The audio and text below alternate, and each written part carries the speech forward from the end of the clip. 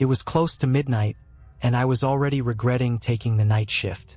The squad car's engine hummed beneath me as I parked on a desolate street corner, sipping lukewarm coffee and keeping one eye on the empty road ahead. Calls were light that night, but the radio had buzzed with a curious report an hour earlier. A woman had called in, screaming about something in the woods just off County Road 53. I'd brushed it off as drunken paranoia. This area was known for its share of overzealous late-night callers. Still, I was restless. My hands tapped against the steering wheel as I contemplated checking it out. Then the call came through the radio again, this time more urgent. Dispatch repeated it twice. Something about a vehicle seen parked at the tree line. No driver in sight. I sighed, tossing the coffee into the cup holder, and flipped on the lights. I figured at worst it was a car thief or some teenagers up to no good. The drive out was uneventful. Dark trees pressed against either side of the winding road, their branches clawing at the night sky like skeletal fingers. The further I drove, the more my chest tightened. Something about the isolation felt different tonight. When I pulled up to the site, I immediately spotted the car in question. A beat-up old Chevy sitting at an odd angle, as if it had rolled slightly into a shallow ditch. I scanned the area, the beam of my flashlight cutting through the thick woods, but there was no sign of anyone, just trees and shadows. I radioed in. Cars here, but no sign of a driver. Plate matches the call. I'm gonna check it out. The dispatcher's reply was crackly but clear. Copy that. Be careful. I approached the Chevy cautiously, my flashlight illuminating the dirt-streaked windows. The interior was empty except for a crumpled fast food bag and what looked like a child's stuffed animal on the passenger seat. No signs of struggle, but no obvious reason why someone would abandon their car here, either. I was about to write it off as a simple breakdown when I heard it. A faint sound. A crunch. Like footsteps on dried leaves. Police. If someone's out there, make yourself known. My voice echoed through the trees, but no reply came. The crunching stopped. I stood there, ears straining, my hand drifting toward the holster on my belt. The silence stretched, broken only by the occasional chirp of crickets. Just as I was about to turn back to the car, the sound came again. Closer this time. A deliberate, dragging step, as if someone or something was testing the boundaries of my patience. I pivoted, shining the flashlight into the woods. The beam caught nothing but tangled branches and undergrowth. And yet, I swear I saw movement out of the corner of my eye. A flash of pale skin, gone as quickly as it appeared. Show yourself. I barked again, this time unholstering my firearm. The flashlight trembled slightly in my hand. I stepped toward the tree line, every nerve in my body on high alert. Then I saw it. At first, I thought it was a person. Tall and hunched, standing unnaturally still between two trees about 20 feet away. But as my light settled on it, my stomach turned to ice. Its face, if you could call it that, was featureless, pale, and stretched, as though someone had pressed a sheet of flesh over a human skull and forgotten to carve out the details. No eyes, no mouth, just smooth, alien emptiness. I froze, my gun aimed directly at its center mass. "Don't move," I shouted, though I had no idea what I was dealing with. The thing didn't flinch, didn't react at all. It just stood there, its long, bony arms hanging at its sides. And then it moved, not with the clumsiness of a person, but with a strange, fluid speed that defied logic. 1 second it was 20 feet away. The next, it was less than 10. My finger tightened on the trigger as adrenaline surged through me. "Stop," I yelled, but my voice sounded small against the pounding of my own heartbeat. The thing tilted its head, as though curious, and then it did something I'll never forget. It raised one hand, a spindly, claw-like thing, and pointed at me. No, not at me, past me. I turned and my blood ran cold. Behind me, just beyond the car, another figure stood, identical to the first, and then another, and another. They emerged from the woods like shadows peeling away from the darkness, all moving in that same unnatural, jerking motion. My breath caught as they surrounded the car, their faceless heads swiveling toward me in perfect unison. I didn't wait. I fired. 3 shots echoed through the trees, but the figures didn't react. Not even a twitch. It was like the bullets passed right through them. My training kicked in, and I did the only thing I could think of. I ran. My boots pounded against the dirt as I sprinted back to my squad car, my flashlight swinging wildly. I fumbled with the door handle, throwing myself inside and slamming it shut just as one of the figures reached the edge of the clearing. I didn't look back as I threw the car into reverse, gravel spraying beneath the tires as I peeled out onto the road. My hands shook as I gripped the wheel, the squad car's engine roaring as I sped away from the scene. When I finally reached the station, drenched in sweat and trembling, I tried to explain what I'd seen. My supervisor gave me a long, skeptical look before quietly suggesting I take a few days off. The official report filed that night was brief. Suspicious vehicle located. Driver not found. Investigation ongoing. But I knew the truth. I don't know what those things were or why they appeared, but every time I close my eyes, I see them. Faceless, unblinking, waiting in the dark. And I can't shake the feeling that one day, they'll find me again. I didn't sleep much after that night. Every time I closed my eyes, I saw them. Those pale, faceless figures, moving in jerky, unnatural patterns just beyond the reach of my flashlight. I couldn't shake the memory of how they surrounded the car, closing in with that eerie, predatory calm. It wasn't human. It wasn't anything I could explain. I spent the next day poring over my dashcam footage. I thought maybe I could prove to myself that I wasn't going crazy, that what I saw was real. But when I hit play, the footage was grainy and glitching, like something had scrambled the signal. All I could make out was static and faint shapes in the trees. Nothing definitive. Nothing I could show anyone else. That evening, I got a call. Officer Daniels, the voice on the other end, crackled. It was Chief Grayson. I need you to come in. Now, I hesitated, clutching the phone tighter. Chief, I'm not, that wasn't a request, he interrupted. His tone was sharper than usual. We've got another missing person report off County Road 53. Same location as last night. A hiker. And we need you to lead the search. I wanted to say no. God, I wanted to say no. But I couldn't. Not without sounding like a coward. And besides, I knew no one would believe me if I told them why I was so reluctant. So I suited up, grabbed my flashlight and my sidearm, and drove back out to that cursed stretch of road. By the time I arrived, the search party was already assembling. It wasn't a large group, just a handful of deputies and a couple of volunteers with dogs. The missing person, a 22-year-old named Eric Monroe, had been camping nearby with friends. They'd reported him missing that morning after he wandered off into the woods and never came back. Daniels, Grayson greeted me as I pulled up, his face grim. You're leading the West Quadrant. Stay on comms, and let us know the second you find anything. I nodded, my mouth dry. As I headed into the woods with my flashlight and radio, I felt that same suffocating sense of dread creeping over me. The trees seemed closer than they had the night before, their branches forming a twisted canopy that blocked out the moonlight. The further I went, the quieter it got.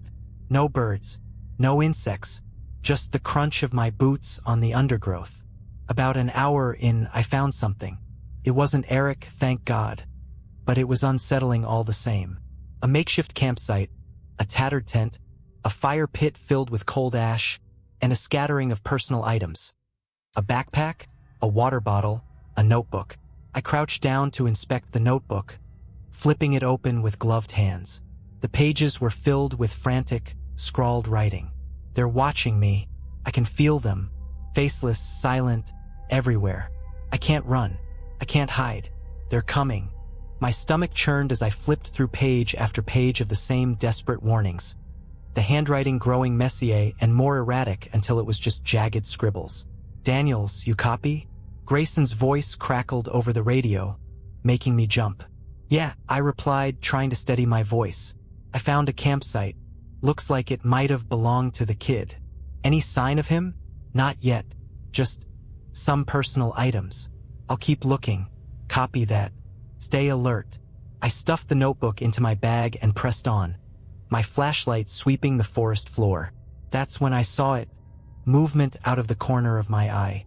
I whipped the light toward it, heart hammering, but there was nothing there. Just trees and shadows. Then the radio crackled again. Only this time it wasn't Grayson's voice. It was static at first, faint and garbled. Then came a sound that made my blood run cold. A low, distorted whisper, like someone speaking through a broken speaker. Come closer. I froze, gripping the radio tightly. Who's there? I demanded, my voice trembling. The whisper came again, louder this time. Shouldn't have. I turned in a slow circle, the flashlight shaking in my hand. The forest seemed darker now, the shadows deeper. My radio crackled one last time before cutting out completely, leaving me in deafening silence. That's when I heard it. The crunch of footsteps. Not mine. I spun around, and there it was, one of the figures from the night before, standing motionless between two trees. Its featureless face glowed faintly in the darkness, like moonlight on bone. Then another appeared, and another. They emerged from the shadows, surrounding me in a wide circle, their heads tilting in unison as they stared, or whatever the hell they did, with those blank, alien faces. I raised my gun, my voice cracking as I shouted, "Stay back! I'll shoot!" They didn't move. For a moment I thought maybe they weren't going to. But then, as if responding to some unspoken signal, they all took a step forward. And then another, and another. Panic surged through me as I backed away, my flashlight darting wildly between them. My finger was on the trigger, but I knew it wouldn't do any good. I'd seen how they reacted to bullets, or didn't react, rather. Just as they were closing in, I heard a sudden, high-pitched whine. It was coming from behind me, growing louder and louder until it was almost unbearable. The figures stopped, their heads snapping toward the sound in unison. I turned and saw a blinding light cutting through the trees, accompanied by the roar of an engine. It was Grayson, barreling toward me in his truck, his high beams slicing through the darkness. "Get in," he shouted, slamming on the brakes just feet from where I stood. I didn't hesitate. I sprinted to the passenger side, throwing myself into the cab as Grayson floored it. The figures didn't follow. They just stood there, watching as we sped away. Neither of us spoke on the drive back to town. I didn't know what to say, and Grayson didn't ask. But when we reached the station, he finally broke the silence. "You're not crazy, Daniels," he said quietly, his knuckles white on the steering wheel. "I've seen them too. That was the last time I went out on a call near County Road 53. And to this day, I don't know what those things are or what they want. But I do know one thing. They're still out there, waiting. I thought I'd be able to shake it off eventually, you know? Just file it away in the dark corners of my mind where all the other terrible things I've seen as a cop live. But the memory of those faceless figures refused to fade. It clung to me like the stench of smoke after a house fire, sharp, acrid, and impossible to scrub away. Grayson tried to keep me off any assignments near County Road 53, but small-town police forces don't have the luxury of selective staffing. When another report came in just a week later, a missing dog this time, not a person, I got the call to check it out. I protested, of course, but Grayson's response was blunt. "We can't keep ignoring this, Daniels. Someone's gotta go. And you're the only one I trust not to run your mouth about what's out there." Great. Just what I wanted. A return trip to hell. I packed light. Just my flashlight, a taser, and a Glock I wasn't convinced would help if things went south. It was a quiet evening, cloudy, with the sun already sinking low on the horizon when I arrived at the site. The caller, an older man named Mr. Klein, was waiting for me near his pickup truck at the trailhead. His face was pale, and his hands shook as he described what had happened. "Scout never wanders off," he said, wringing his baseball cap in his hands. "She always comes back when I call, but not this time. I don't know what got into her. How long's she been gone?" I asked, scanning the tree-line for any signs of movement. "Couple hours. I tried calling for her, but it's like she just vanished." "Please, officer, you gotta find her." I assured him I'd do my best. even though every nerve in my body was screaming at me to get back in the car and drive as far from this place as possible. But duty is duty, right? I followed the trail deeper into the woods, calling out Scout's name as I went. The farther I got from the road, the darker it became. The sun had dipped below the horizon now, and the shadows stretched long and menacing across the forest floor. My flashlight's beam flickered slightly, and I cursed under my breath. Not now. Please, not now. After about 20 minutes, I came across something strange. A series of tracks in the dirt. Not paw prints, but something else. They were long and narrow, with what looked like claw marks at the ends. They reminded me of the crab walker footage Mike had shown me once. A creature that moved unnaturally, something that should not exist. I felt my throat tighten as I crouched to get a closer look. The tracks led off the main trail and into the dense underbrush. Against every instinct, I followed them. The air seemed colder here, heavier. My flashlight picked out faint scratches on the tree trunks, as though something with sharp claws had passed through recently. And then I heard it. A faint whimpering sound, just up ahead. "Scout?" I called, my voice barely above a whisper. The whimpering grew louder, more urgent. I pushed through the bushes, my heart pounding in my chest. When I found her, my stomach dropped. The dog was cowering in a small clearing, her tail tucked between her legs and her body trembling. Her fur was matted with mud and what looked like dried blood, but she didn't appear to be seriously injured. I reached out cautiously, murmuring soothing words, and she didn't resist as I clipped a leash to her collar. "Let's get you out of here," I said, trying to keep my voice steady. But as I turned to head back to the trail, I felt it. That same suffocating presence I'd felt the last time. The hair on the back of my neck stood on end as the woods around me seemed to fall deathly silent. Not a single rustle of leaves, not even the chirp of a cricket. And then I saw them. They emerged from the shadows, one by one, their pale, faceless heads glowing faintly in the darkness. There were more of them this time, maybe a dozen, maybe more. I lost count as they formed a loose circle around me, their movements slow and deliberate. Scout let out a low, terrified whine, her body pressing tightly against my leg. My hand went to my Glock, but I knew it was useless. I'd seen what happened the last time. The figures didn't approach. They just stood there, swaying slightly, as though caught in some invisible current. And then, to my horror, one of them raised an arm and pointed. Not at me. The Scout. "No," I muttered, shaking my head. "You're not taking her." The figure tilted its head, almost as if it were confused. Then it stepped forward, its movements jerky and unnatural.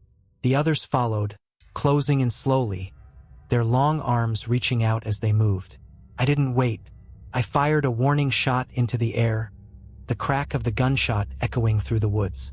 The figures didn't flinch, but something else happened. The ground beneath us began to tremble, a low, vibrating hum that grew louder and more intense with each passing second. The figures stopped, their heads snapping toward the source of the sound. I turned too, and what I saw made my blood run cold. A light, blindingly bright, was rising from the forest floor, pulsing with an almost hypnotic rhythm. It wasn't natural. It wasn't anything I could comprehend. The figures seemed drawn to it, their featureless faces tilting toward the light as they began to move away from me, their motions synchronized like a flock of birds. I didn't stick around to see what happened next. I scooped Scout into my arms, turned, and ran. I ran until my lungs burned and my legs felt like they'd give out. When I finally broke through the tree-line and saw the faint glow of Mr. Klein's truck headlights in the distance, I nearly collapsed with relief. He took one look at Scout and burst into tears, thanking me over and over. I didn't say much. What could I say? That his dog had been stalked by faceless creatures and saved by an impossible light? He'd think I was insane. I left out most of the details in my report. Missing dog found, returned to owner. End of story. But deep down, I knew it wasn't the end. Not even close. I thought that would be it. I thought I could put the events behind me, let them fade into the recesses of my memory like a bad dream. But it was never that simple. Those things, whatever they were, weren't finished with me. And the worst part? I think they wanted me to know it. A few nights after the incident with Scout, I was at home, nursing a stiff drink and trying to convince myself I wasn't losing my mind. The TV was on, though I wasn't paying much attention. It was background noise, something to distract me from the gnawing anxiety that had taken root in my chest. Then my phone buzzed. It was a text, but not from anyone in my contacts. The number was unlisted. All the message said was, "You shouldn't have taken the dog." I stared at the screen, my pulse pounding in my ears. It had to be a prank, right? Someone messing with me. But how would anyone know? I hadn't told a soul about what had happened out there. I typed back, "Who is this?" The response came almost immediately, "They're coming for you." I dropped the phone as a cold wave of fear washed over me. My first instinct was to grab my gun. My second was to check the locks on every door and window in the house. As I moved through the darkened rooms, flashlight in one hand and Glock in the other, I couldn't shake the feeling that I was being watched. That's when I saw it. Out the window, just beyond the edge of my backyard, a figure stood silhouetted against the tree-line. Its faceless head was tilted slightly, as though it were looking directly at me. I froze, my breath caught in my throat. My flashlight beam wavered as I trained it on the figure. It didn't move. It just stood there, impossibly still, like a statue carved from pale stone. Then, slowly, it raised a hand and pointed, not at me, at the house. I spun around, my heart racing. The shadows in the corners of the room seemed darker, deeper, as though something was lurking just out of sight. I turned back to the window, but the figure was gone. The phone buzzed again. "They're inside." My stomach dropped. Every instinct screamed at me to get out, to run, but I couldn't leave. This was my home. If those things were here, I had to confront them. I had to end this. I crept through the house, checking each room as I went. The living room, the kitchen, the bathroom, everything was empty. But the feeling of being watched grew stronger with every step. It was like the air itself was pressing down on me, heavy and suffocating. When I reached my bedroom, I hesitated. The door was slightly ajar, and I could see a faint light spilling out from inside. My hand tightened on the Glock as I pushed the door open. The room was empty. At least that's what I thought at first. Then I saw the mirror. The light was coming from the mirror on my dresser. But it wasn't a reflection of the room. It was something else entirely. The surface shimmered like water, rippling with a faint, otherworldly glow. And in the center of the mirror, I saw them, the figures, dozens of them standing in a line that seemed to stretch into infinity. They weren't in my room, they were somewhere else, somewhere beyond. But they were watching me, their faceless heads tilted in unison, their long, spindly arms hanging at their sides. I took a step back, my mind racing. This wasn't possible. This couldn't be real. Then one of them moved. It stepped forward, closer to the surface of the mirror, its featureless face pressing against the glass as though it were trying to break through. The surface rippled again, and I heard it. A low, distorted whisper that sent chills down my spine. "Come with us." My legs felt like lead. I couldn't move, couldn't breathe. The figure's hand pressed against the glass, and for a moment, I thought it was going to step through. But then the glow flickered and dimmed, and the figure froze. It tilted its head again, almost as if it were listening to something. Then it turned and walked back into the line. The others followed, disappearing one by one until the mirror returned to normal. I stood there, trembling, my gun still clenched tightly in my hand. The phone buzzed again. "You're lucky tonight, but you won't always be." That was the last straw. I grabbed my keys and bolted, not stopping until I was in my squad car and speeding toward the station. I didn't care what time it was or how crazy I sounded. I needed Grayson to know. When I got there, he was waiting for me, a grim look on his face. "I knew you'd come," he said, gesturing for me to sit. "You're not the first to experience this, Daniels. And you won't be the last." "What the hell is going on, Chief?" I demanded, slamming my hands on the desk. "What are they? What do they want?" Grayson sighed, rubbing a hand over his face. "I don't know," he admitted, But they've been around a long time, longer than you or me. And once they've noticed you—" He trailed off, his expression dark. I leaned back in the chair, my mind racing. "So what do we do? How do we stop them?" Grayson didn't answer right away. He just stared at me, his eyes heavy with something I couldn't quite place.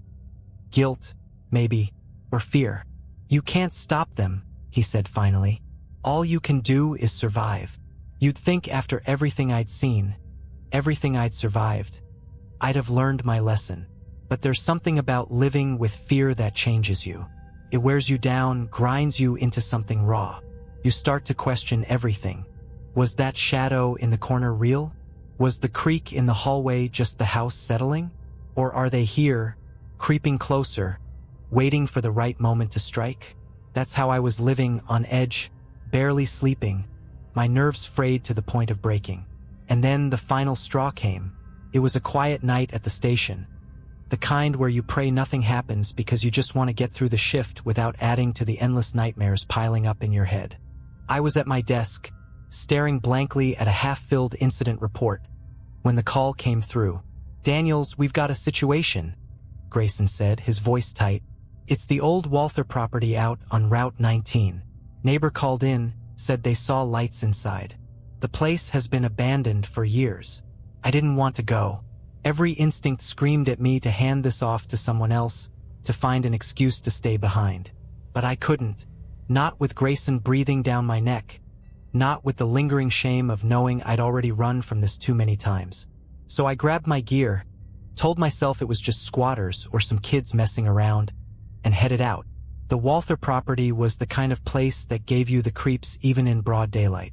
A crumbling farmhouse surrounded by overgrown fields, its windows shattered and its roof sagging under the weight of decades of neglect. But tonight, there was something different. The lights the neighbor had reported weren't your typical flashlights or lanterns. As I pulled up, I saw a faint, bluish glow emanating from the second-floor windows, pulsing gently like a heartbeat. I killed the engine and sat there for a moment, gripping the steering wheel so hard my knuckles turned white. I didn't want to go in. God help me, I didn't want to go in. But I had no choice. The front door creaked open with a groan that echoed through the empty house. My flashlight cut through the darkness, revealing peeling wallpaper, broken furniture, and a thick layer of dust that seemed to cling to everything.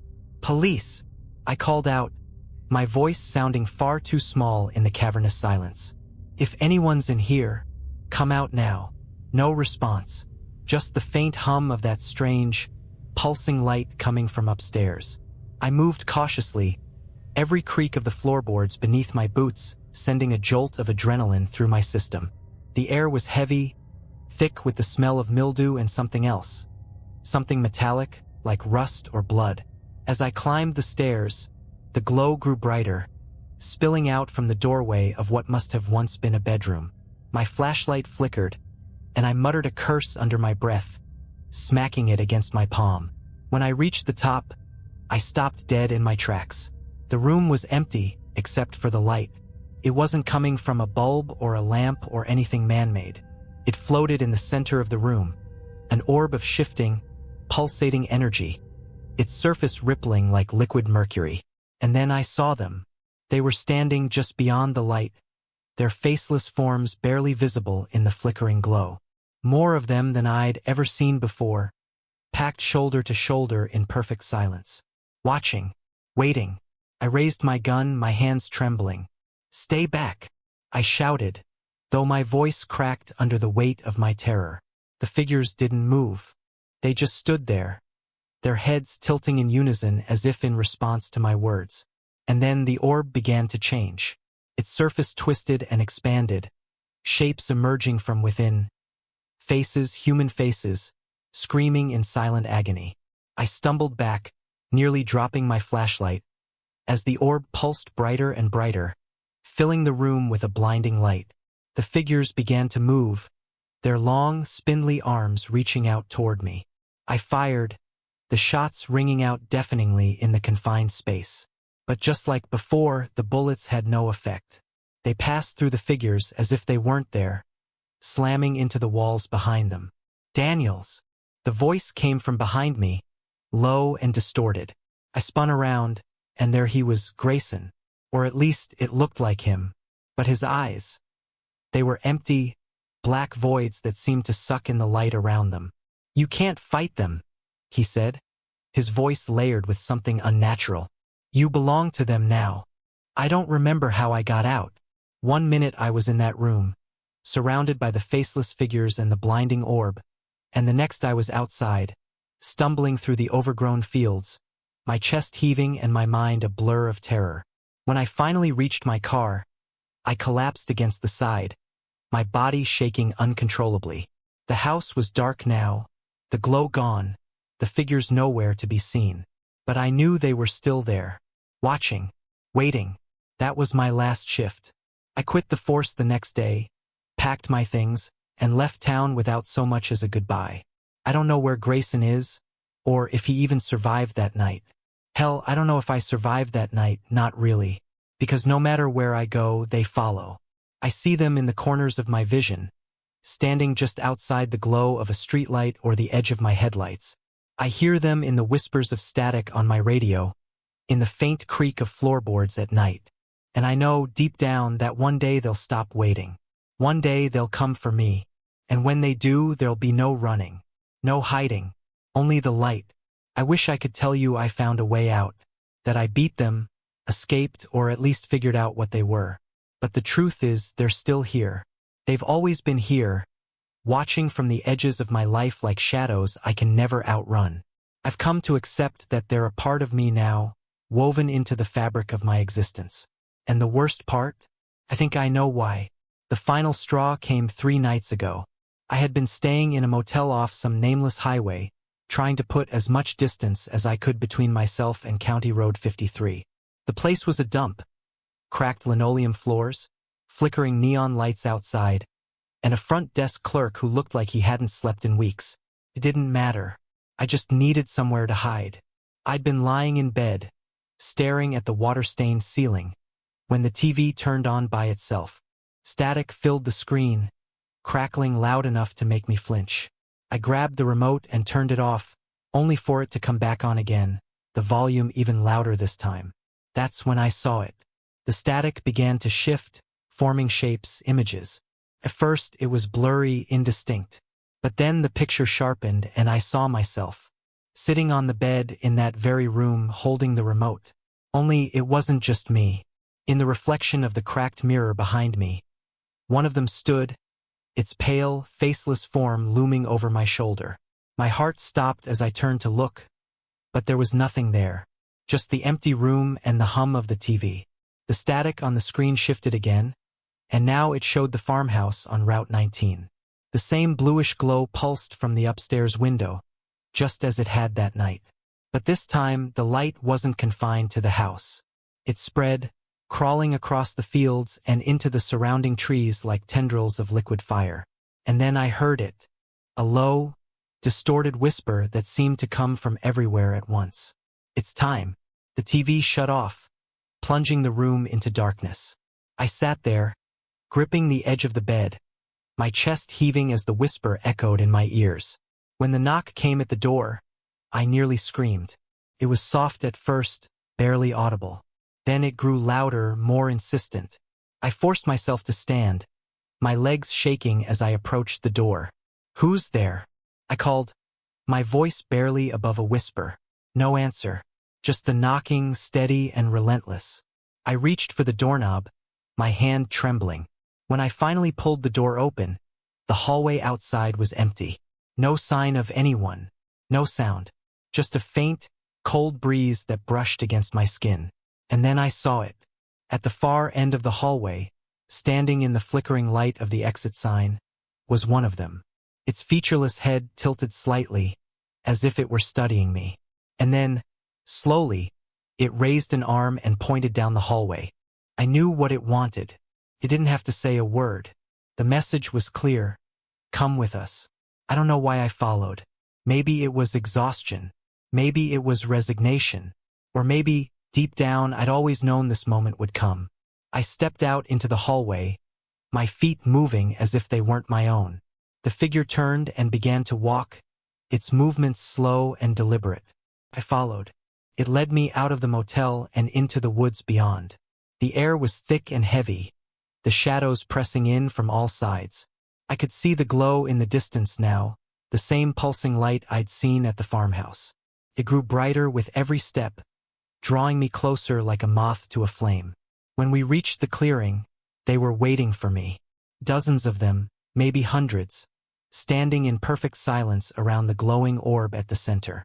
It was larger now, its surface swirling with colors and shapes that defied comprehension. Faces appeared within it, faces I recognized. Grayson, the woman from the CCTV footage, even Scout, the dog. Their eyes stared back at me, empty and lifeless. The figure leading me stopped and turned. It raised a hand, beckoning me forward. I stepped into the circle, the light washing over me like a tidal wave. It wasn't warm or cold. It was alive, pulsing with a strange, alien rhythm that seemed to sync with my heartbeat. As I stood there, staring into the light, I felt something shift. A weight lifted from my chest, replaced by a strange, terrible calm. For the first time in months, I wasn't afraid. I wasn't anything. The light grew brighter, engulfing everything. I felt myself dissolving into it, my thoughts unraveling like threads pulled from a fraying sweater. And just before the darkness took me, I heard the whisper one last time. Welcome home. I woke up in my car, parked at the edge of County Road 53. The sun was rising, its rays cutting through the mist that clung to the trees. I felt different, lighter, empty. When I checked the rearview mirror, I saw my reflection staring back at me. But it wasn't my face. Not really. The eyes were wrong. Too dark. Too empty. And for the first time, I realized what they'd been trying to tell me all along. You don't fight the light. You don't run from it. You become it. And now, I'm just waiting for the next person to notice me, to follow me, to step into the light and take my place. Because the truth is, it's not over. It's never over. Not for them. And not for you.